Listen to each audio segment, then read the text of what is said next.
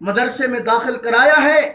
اے بزرگوں، میرے اوپر اس سے پہلے جو میرے اوپر قبر کے اندر جو معاملات تھے، بڑے سخت میرے ساتھ معاملہ تھا، لیکن جب میرے بچے نے قرآن کریم کی یہ بسم اللہ الرحمن الرحیم میاں جی صاحب سے، مولوی صاحب سے یہ پڑھا، اس وقت سے میری قبر کے اندر ٹھنڈک محسوس ہو رہی ہے۔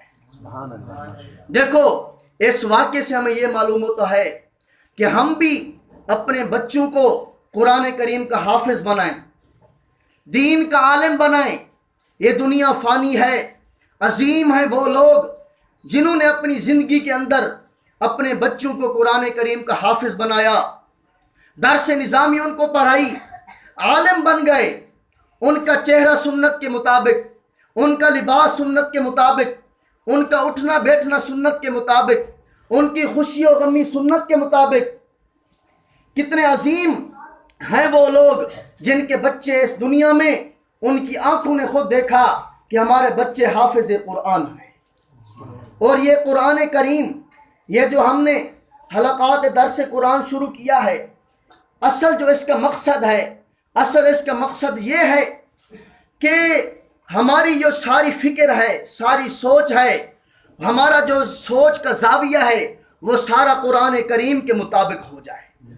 ہماری خوشی و غمی، ہمارا کام کرنا، ہماری تجارت، ہمارا دنیا میں کے سارے کام کرنا قرآن کریم کے مطابق ہو جائے، اور ہمارے دلوں کے اندر یہ فکر پیدا ہو جائے کہ ہم اپنے بچوں کو جس طرح انجینئر بناتے ہیں، جس طرح ڈاکٹر بناتے ہیں، اس طرح ہم اپنے بچوں کو قرآن کریم کا حافظ بنائیں، قرآن کریم کا عالم بنائیں، اور اچھے لوگوں کے ساتھ ان کا تعلق بنائیں، قرآن کے ساتھ ان کی نسبت جوڑیں۔ اور ان درس سے ہمیں یہ سبق ملتا ہے کہ ہمارے دلوں کے اندر یہ بیان سن کر، یہ واعظ سن کر ہمارے دلوں کے اندر قرآن کریم کی عظمت آئے، قرآن کریم کی فضیلت آئے، علماء کے ساتھ ہمارا تعلق مضبوط ہو۔ ہم جب کوئی خوشی کریں تو علماء سے پوچھیں، قرآن سے پوچھیں کہ خوشی یہ کس طرح ہم کریں، اور جب کوئی غمی آئے تو علماء سے ہم پوچھیں، مفتیان کرام سے پوچھیں۔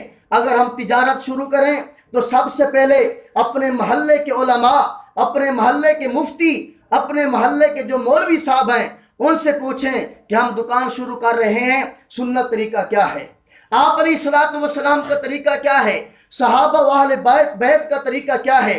ان کا جب وہ تجارت کرتے تھے، جب وہ کام کرتے تھے، جب وہ خوشی کرتے تھے، جب ان پر کوئی غمی آ جاتی تھی، وہ ان سارے معاملات کو کس طرح یہ انجام دیتے تھے۔ ہمارا یہ مقصد یہ ہے کہ ہمارا سارے کام قرآن کریم کے مطابق ہو جائے۔